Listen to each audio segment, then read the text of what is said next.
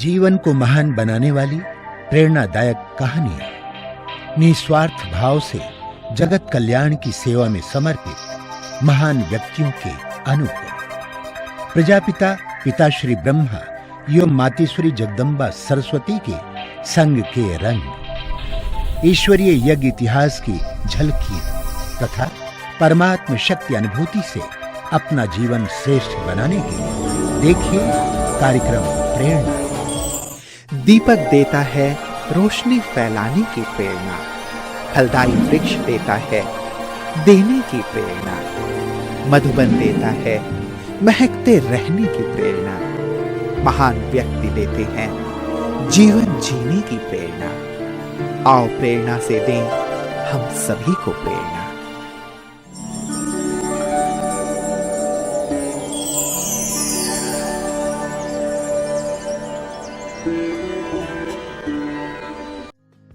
हरियाणा राज्य के मुख्य ऐतिहासिक शहर करनाल धान एवं कपास की मंडी के लिए प्रसिद्ध है। महाभारत काल में राजा कर्ण के द्वारा ये शहर बसाया गया, इसलिए शहर का नाम करनाल रखा गया। कर्ण की नगरी करनाल के सेक्टर 9 के ब्रह्मा कुमारी ईश्वरीय विश्वविद्यालय की मुख्य संचालिका के रूप में आदरणीय निर्मल दीदी जी निमित्त हैं। दीदी जी का जन्म सन 1966 में करनाल हरियाणा के एक संपन्न परिवार में हुआ। बचपन से आप भक्ति भावना से भरपूर, दृढ़ता, हिम्मत, सेवा भाव जैसे गुणों से संपन्न हैं। परमात्मा की खोज में आपको सन 1986 में ईश्वरीय ज्ञान की प्राप्ति हुई। सन 1987 में ब्रह्मा कुमारी संस्था के मुख्यालय माउंट आबू में अव्यक्त बापदादा से ईश्वरीय मिलन मनाकर आपने अपना जीवन प्रभु समर्पित कर दिया।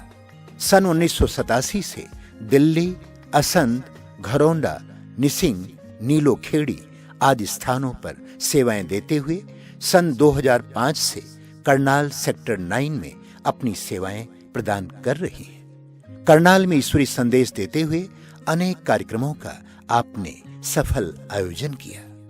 सन 2016 में आदरणीय रतन मोहनी दादी जी के द्वारा भवन का उद्घाटन संपन्न हुआ। वर्तमान समय दीदी जी के नेतृत्व में 6 सेवा केंद्र एवं 60 गीता पाठशालाओं में 1200 से भी अधिक विद्यार्थी ज्ञान योग की पालना प्राप्त कर रहे हैं।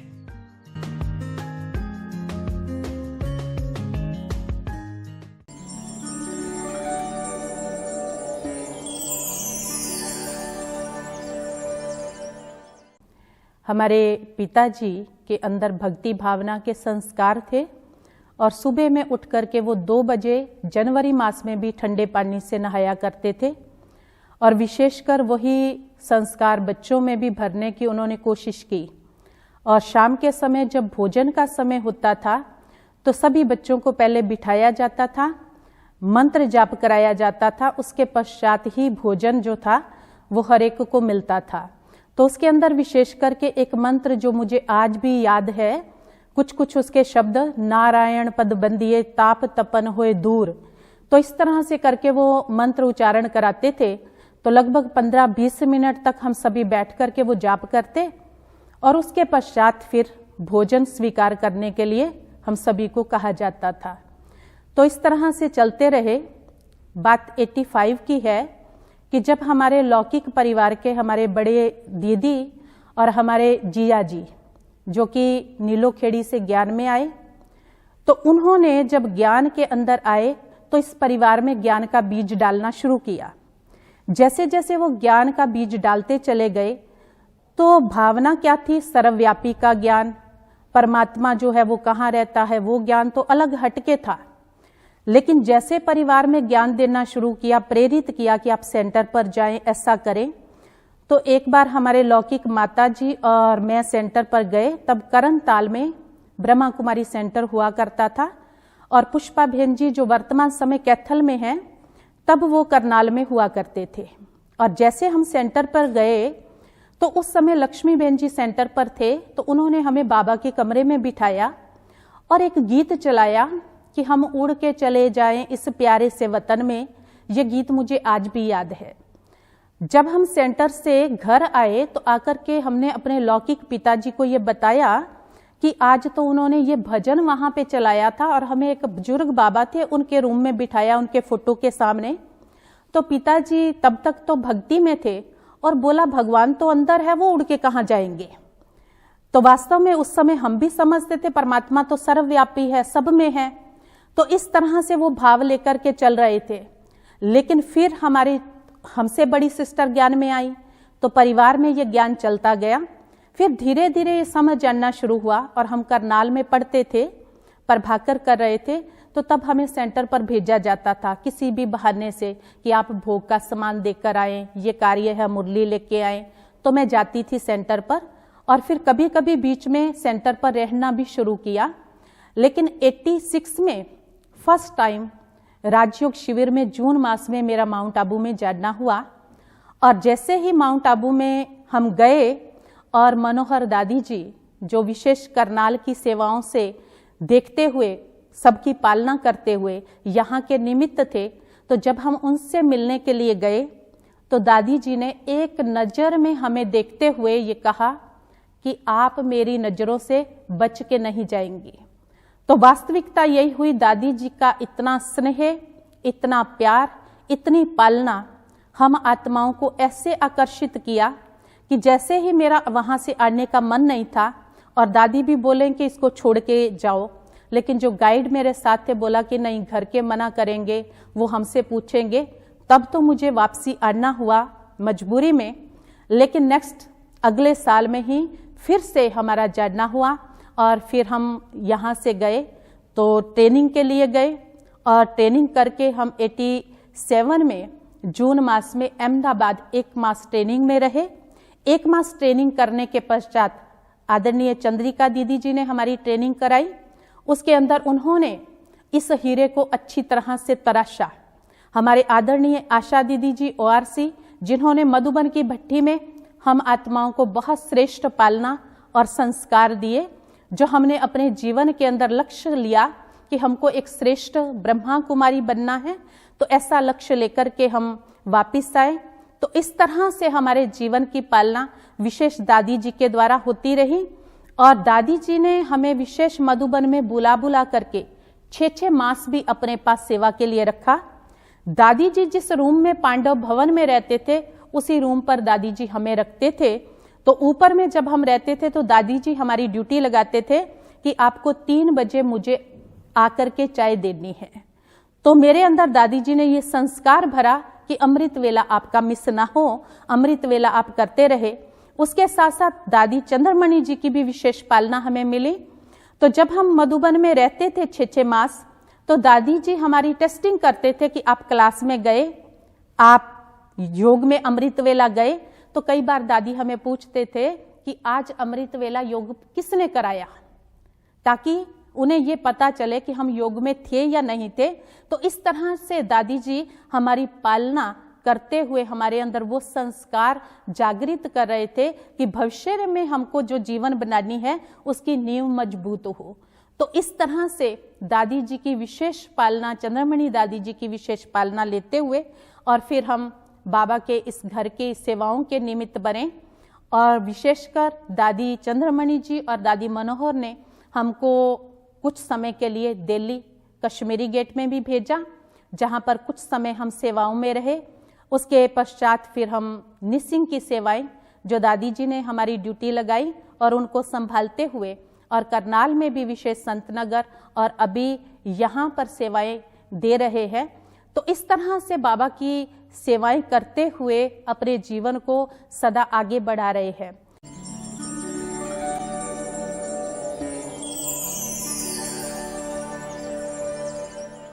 और बाबा के कथन के अनुसार कि बच्चे ज्यों-ज्यों आप रुस्तम बनकर के आगे चलेंगे तो अनेक पेपर और परीक्षाएं भी आएंगी, लेकिन बाबा हर कदम पर हमारा साथ देते हुए, हमारी मदद करते हुए कैसे एक एक बात को राई बना देता है या रुई जैसी बना देता है। बड़ी बड़ी समस्या भी हमें बिल्कुल छोटी लगती है।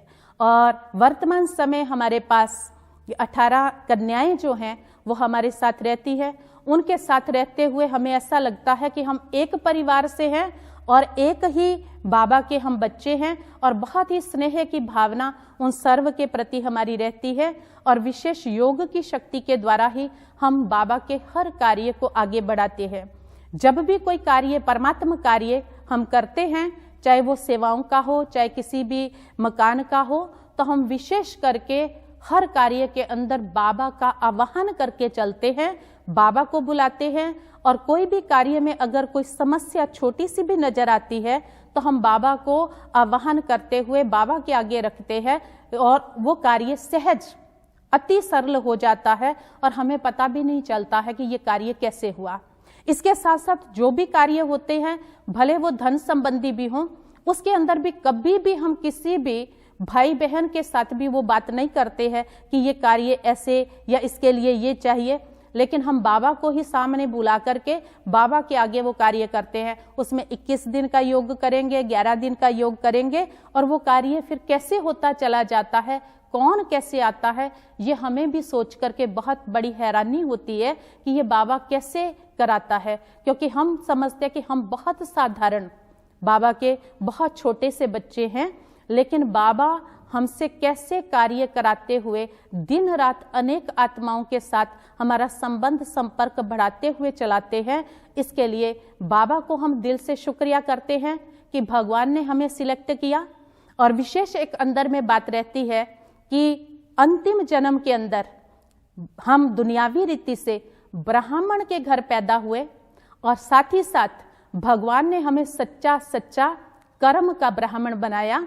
ऐसी हमारी पालना की कि वो सच्चे ब्राह्मण के जो लक्षण होने चाहिए, सच्चा ज्ञान सुनाना, सच्ची पवित्रता को धारण करना और सर्व आत्माओं के जीवन का कल्याण करना, ऐसा कार्य परमात्मा ने हमें दिया है। और उस कार्य को करते हुए हम इस जीवन के अंदर आगे बढ़ रहे हैं, और साथ ही साथ अपनी जीवन को श्रेष्ठ बनाते हुए अनेक आत्माओं की जीवन को भी श्रेष्ठ बनाने का कारोबार जो है वो परमात्मा ने हमें दिया है। हम ये सोचते हैं कि बाबा कैसे कैसे एक सिंपल आत्मा से भी अपना कार्य करा रहे हैं। बाबा ने 6 सेंटरों की ड्यूटी दी है, जिसमें ये छोटी छोटी बहनें भी हमारे पास हैं। तो जो छोटी छोटी बहनें भी हैं, उनसे भी हम बहुत कुछ सीखते हैं। हमेशा हम कोई भी कार्य करते हैं तो हम सभी अपनी छोटी बहनों को भी बिठा करके उनकी राय लेते हैं, ताकि उनके अंदर भी करने की भावना जागृत हो और उनको भी लगे कि हम कैसे आगे बढ़ सकते हैं, कैसे इस कार्य को कर सकते हैं। तो इस तरह से ये बाबा ने हमारे जीवन को अति श्रेष्ठ बनाया और आगे लेकर के चल रहे हैं इन्हीं शुभ भावनाओं के साथ कि सभी का जीवन परमात्मा की प्रेरणाओं से, उनकी कृपा से और श्रेष्ठ बने। हमारी शुभ भावना, शुभ कामना हमेशा हर आत्मा के प्रति रहती है, चाहे वो भाई बहनें हों, चाहे वो हमारी कन्याएं हों, उनके लिए भी हम विशेष योगदान करते हैं। अगर कोई आत्मा इस तरह की आती है, स्पेशल उनके लिए योग करते हैं।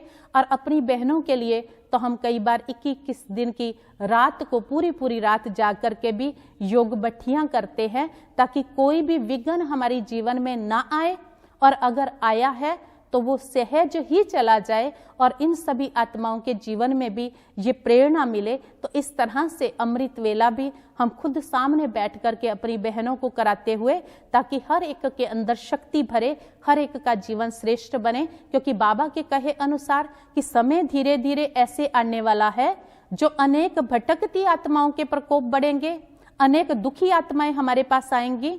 तो मैं अभी 2-4 रोज से ये भी अनुभव कर रही थी कि कई सारी इविल सोल्स की आत्माएं हमारे पास आ रही हैं, जिनको हम सामने बिठा करके योग कराते हैं। कभी कभी कोई का हमारे पास फोन भी आता है कि दीदी अब इस बच्ची को ये हो गया है, आप हमारे लिए योग करें, या प्लीज आप हमारे यहाँ आकर के इसको दृष्टि देके जाए। तो कई बार ऐसा भी होता है कि हम जाकर के भी उनको सहयोग करते हैं। और सेंटर पर भी इस तरह से कई आत्माएं आती हैं जिनके लिए विशेष योगदान करते हैं।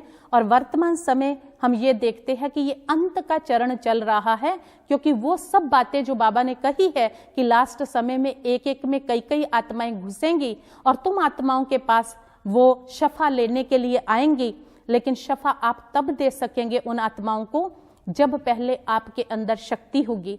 तो इसलिए हम वो योग तपस्या का बल और जमा करने की कोशिश करते हैं, ताकि जो आत्माएं हमारे पास आ रही हैं तो वो हमसे कुछ ना कुछ लेके जाएं, क्योंकि वो आश लेकर के आते हैं कि बाबा के घर से ही हमें आराम मिल सकता है, हमारा ये दुख छूट सकता है। लेकिन हम तभी छुड़ा सकते हैं जब हम पहले खुद सक्षम होंगे, पहले खुद योगी होंगे, पहले खुद तपस्वी होंगे। तो इसलिए हम कोशिश करते हैं कि हमारी तपस्या का लेवल जो है वो बढ़ता जाए। यही परमात्मा ने हमें सिखाया है कि तप से आपका जीवन निखरेगा। तो तपस्वी जीवन निखर करके श्रेष्ठ बन जाए और अन्य आत्माओं को हमारे जीवन से सुख प्राप्त हो, इस आश को और आगे बढ़ाते हुए, क्योंकि बिल्कुल परम तपस्वी बनने का लक्ष्य हमें मिला है और ऐसा हम बनने के पुरुषार्थ में रत हैं और चल रहे हैं। इस तरह से ये जीवन हमारा कैसे श्रेष्ठ बनता जा रहा है, ये परमात्मा की आशीर्वाद है, उसकी कृपा है। और शरीर को स्वस्थ रखने के लिए भी रोजाना हम योग करते हैं, ताकि शरीर के एक एक पार्ट को हम हेल्दी बना सके और आत्मा को शक्तिशाली बना सके। तो ऐसी तपस्या कर रहे हैं।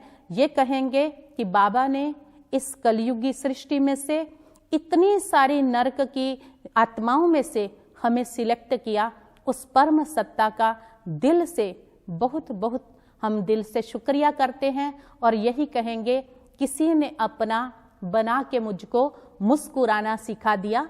तो प्यारे बाबा का वो अनुभव आज भी मुझे याद है, जब मैं फर्स्ट टाइम पांडव भवन में स्टेज पर बाबा से मिली थी। स्टेज पर जब मैं बाबा से फर्स्ट टाइम मिलने के लिए गई तो हर एक ने ये कहा कि आगे आगे बैठना, आगे आगे बैठना, ताकि आगे बैठने से बाबा का अनुभव अच्छा होगा। तो जैसे हम आगे बैठने की सोच रहे थे तो हॉल काफी भरा था, तो हम पीछे जाकर के बैठे और सूर्य भाई के क्लास के अनुसार जहां आप बैठेंगे बाबा आपको अच्छा ही अनुभव कराएंगे।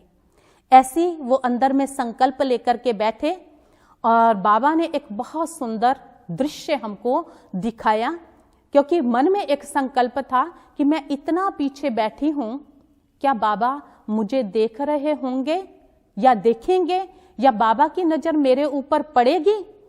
तो ये सोच चल रही थी। तो जैसे ही बाबा की प्रविष्टता हुई तो एक वंडरफुल सीन मेरी इन आंखों के आगे घटा, जो मैंने देखा कि बाबा आए, दादी के तन में प्रविष्टता हुई और दादी के इस मस्तक में एक प्रकाश, ऐसे बिल्कुल तन उस समय मुझे दिखना बंद हो गया। और जैसे ही दादी के ये प्रकाश का तन और उसके तुरंत बाद दादी के इस मस्तक में एक ब्रह्मा बाबा का पोस्टर, जो बैक में बाबा के हाथ हैं, और वो पोस्टर मुझे सिर्फ दिखाई दे रहा है, दादी दिखाई नहीं दे रही हैं। और उस पोस्टर के तुरंत पश्चात बाबा का जो ये इतना बड़ा ये हमारा सिर है, ये अंदर का हमारा काला ओरा जो होता है ना, ये इतना बड़ा, इस सिर जितना बड़ा, और एक आंख, इतनी बड़ी आंख, जैसे हम ब्रह्मा बाबा की आंख को जब देखते हैं ऐसे लगता है कि वो मुस्कुरा रही है, और वो एक ही ऐसे मुस्कुराती हुई आंख मुझे देख रही है। और जब मैं उसको देख रही हूं तो मेरे बिल्कुल ऐसे रोम रोम खिल रहे हैं कि वास्तव में ही भगवान मुझे देख रहे हैं। तो बाबा ने वो अनुभव कराया। और जब फिर स्टेज पर एक एक मिलते थे हम गए, तो बाबा ने सामने जब दृष्टि दी तो बाबा ने बोला, बच्ची सदा खुश रहती हो। तो वास्तव में पहले तो खुशी इतनी नहीं, लेकिन बाबा का वो वरदान एकदम खुश रहने का फर्स्ट समय हमें मिला। और फिर पार्टियों से जब बाबा मिले तो बाबा ने कहा कि बाबा हमेशा सबसे पहले पीछे वालों को देखते हैं, आगे वालों को तो बाबा ने कहा नजर झुका के देखना पड़ता है, लेकिन पीछे वाले तो स्वतः ही नजर आते हैं। इस तरह से बाबा की वो फर्स्ट मिलन जो था मेरे जीवन का यादगार बना। और तेरी पालना का बाबा, तेरी पालना का बाबा, एहसान चुकाए किस तरह, एहसान चुकाए किस तरह। तूने प्यार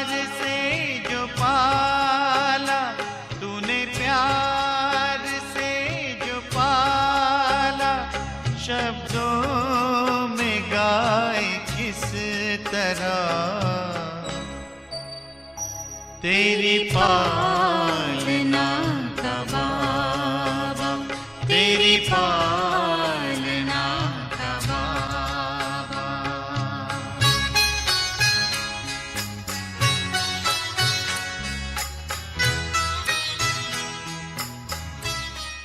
और पहले का तो जैसे बताया ही कि भक्ति का सारा माहौल था, उसके अंदर भी विशेष था कि गुरु का मंत्र हमारे परिवार में, जैसे गुरु जी आते थे अनंतपुर वाले और वो सत्संग चलते थे, और एक बार उन्होंने बड़ी बहनों को कहा कि नामदान ले लो ताकि तुम्हारा कोई जिम्मेवार हो जाएगा, अन्यथा तो तुम्हारी गति सदगति कौन करेगा।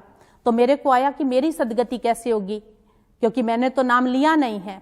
और जैसे ही उन्होंने कहा कि नहीं तुम छोटी हो, तुमको नहीं दिया जाएगा, तो मेरे को लगा ऐसे कैसे, अगर मेरा शरीर पहले छूट गया तो फिर मेरी सदगति। तो हमने क्या किया, गुरुजी ने जैसे नाम मंत्र देना था और हम पहले से ही उनका एक बड़ा सा बेड बिछा हुआ था जिसके चारों साइड चद्दर थी। तो मैं बहुत छोटी थी, बच्ची थी तब, मैं 10 साल की होंगी। तो मैं जाकर के उस बेड के नीचे पहले से बैठ गई, छुप गए, और उन दोनों बहनों को उन्होंने जो भी मंत्र देना था दे दिया। और मंत्र देने के बाद जैसे वो बाहर निकली तो चुपचाप मैं भी खिसक के खटिया के नीचे से बाहर आ गई। और बाहर आके गुरुजी ने तो उनको बोला था कि मंत्र किसी को बताना नहीं है, और मैंने बाहर निकल के जोर जोर से उनका मंत्र बोलना शुरू कर दिया। तो वो सब हैरान घर के, जिन्होंने पहले भी मंत्र लिया हुआ था, बोला तुमने कहां से सुना। मैंने कहा मैंने तुम्हारी खटिया के नीचे बैठ के सुना, गुरु ने मना किया था ना कि तुमको नहीं मिलेगा, तो इसलिए मैंने भी सुन लिया, क्योंकि उन्होंने बोला था कि मंत्र नहीं होगा तो सदगति नहीं होगी। लेकिन आज हमें पता चला कि सच्चा सतगुरु सिवाय शिव परमात्मा के और कोई हो नहीं सकता, और सदगति दाता सिवाय शिव बाबा के और कोई नहीं। और अभी हमें वो सच्चा सतगुरु मिला है जो हमारी भी और सर्व की सदगति करने वाला है। ऐसे परम सत्ता शिव पिता का हम शुक्रिया अदा करते हैं कि उन्होंने हमें अपना बच्चा बनाया।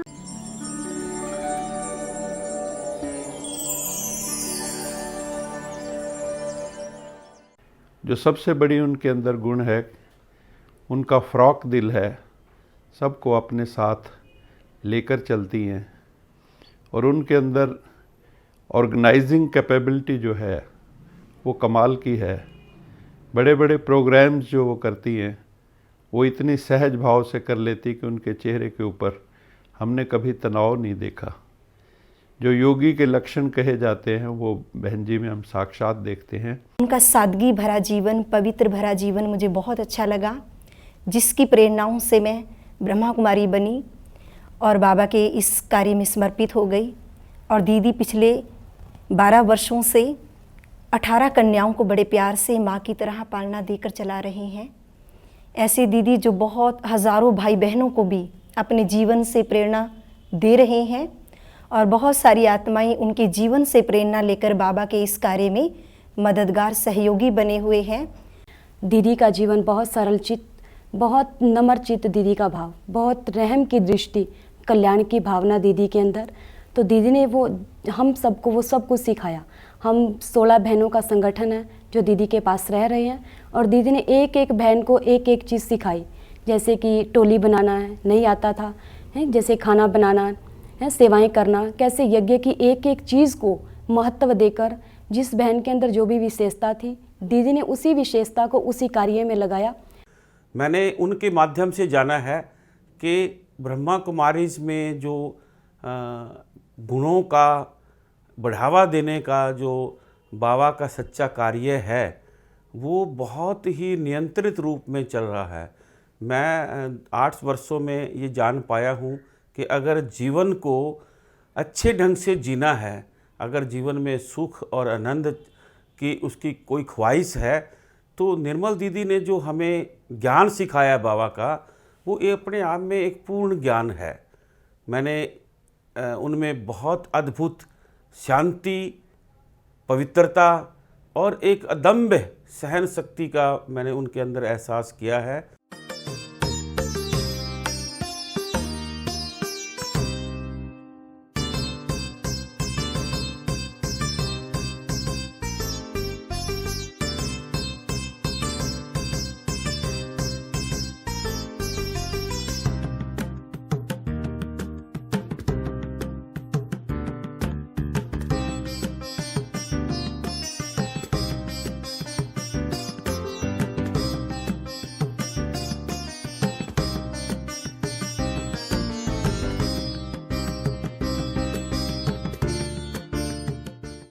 दीदी जी के अंदर हम हमेशा उमंग और उत्साह देखते हैं और ब्रह्मा भोजन बनाने की, नए नए प्रोग्राम करने की, सभी को एक साथ लेकर के चलने की, और उसके साथ साथ ये देखते हैं कि दीदी जी जो हैं वो दुनिया में एक विशेष है।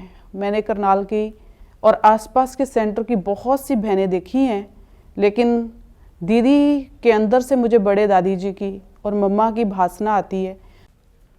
जो एक बार आई, ऐसे उदाहरण यहाँ हैं कि जो एक बार कन्या वैसे इनको मिलने के लिए आई, वो आज तक शायद अपने घर नहीं गई होगी दोबारा। इतने इनके अंदर कशिश है। सभी को साथ में बैठ कर कई राय मशवरा करते हैं। बहुत ही इनका जीवन सराहनीय है और मैं तो यही कहूँगा कि धन्य है वो परिवार जहाँ ऐसी देवियों के जन्म हुए। धन्य है वो गली मोहल्ले शहर जहाँ ऐसी देवियों ने अपने पांव पसारे। मैंने जब अपनी बेटी को 7 दिन के लिए आश्रम में छोड़ा तो जब जो बातें मेरी बेटी ने आकर बताई, उसके बाद निर्मल बहन के लिए मेरे मन में बहुत सम्मान हो गया। और सम्मान के साथ साथ जब मुझे उनके गुण पता लगे कि मुझे मेरा योग नहीं लगता था, तो बहन ने कहा कि आप आइए, मैं आपको क्लास कराऊंगी। और बहन ने एक ही क्लास कराई और मुझे उस दिन सूक्ष्म वतन का आभास हुआ और धीरे धीरे स्थूल वतन से मैं मूल वतन तक जाने लगी। तो बहन जो एक सिद्ध योगी, उस दिन के बाद मैं निर्मल बहन को कहती हूँ।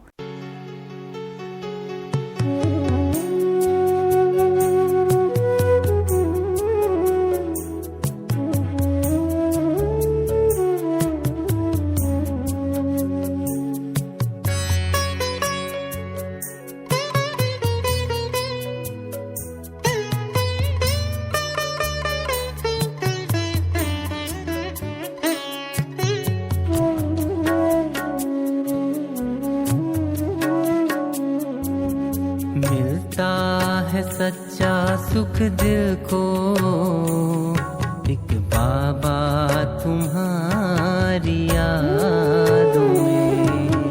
मिलता है सच्चा सुख दिल को एक बाबा तुम्हारी यादों में। हो जाते निहाल ये नैना, हो जाते निहाल ये नैना, एक बाबा तुम्हारी यादों में।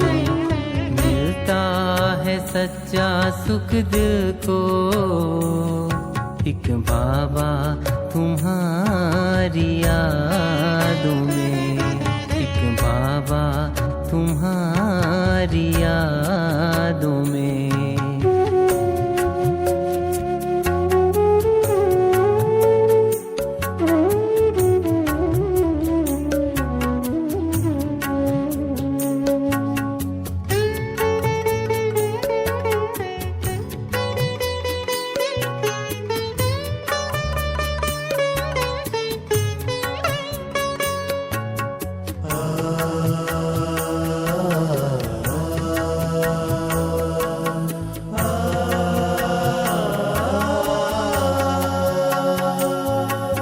श्वासों के सरगम में हर पल तेरे प्यार का गीत है।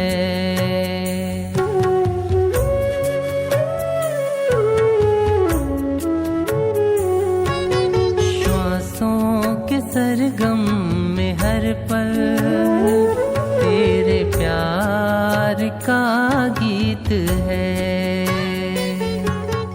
एक पल भुला ना पाए तुझे, इतनी तुझसे प्रीत है। रोम रोम मेरा खिल जाता, रोम रोम मेरा खिल जाता। एक बाबा तुम्हारी यादों में, एक बाबा तुम्हारी याद